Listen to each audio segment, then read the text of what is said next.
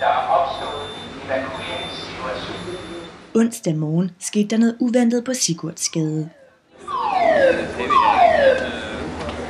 En planlagt brandøvelse fik alarmen til at gå i gang, og alle måtte forlade bygningerne. Det forløb dog stille og roligt, selvom der var forvirring over, hvad der skete. Ved I, hvad der sker i øjeblikket? Nej, ikke rigtigt.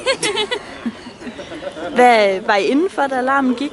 Vi var inde i den bygning der, så vi var indenfor.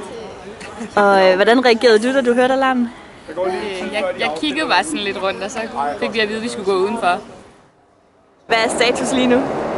Ja, det ved jeg ikke. Folk er sådan lidt rundt omkring.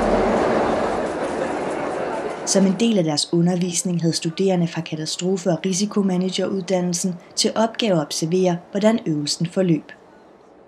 Om ABDL-dørene virkede, og om ventilationen gik i gang, om nødåbningerne de åbner af sig selv, og så generelt folks opførsel, om der er nogen, der tog elevatoren, eller om de tog de rigtige udgange. Testing of the fire alarm system is over.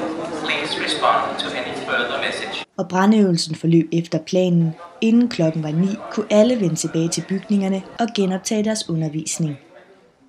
De studerende fra katastrofe- og risikomanageruddannelsen mødtes efter øvelsen for at diskutere deres observationer, og de vil nu sammen med driften afgøre, om sikkerhedsprocedurerne er, som de skal være.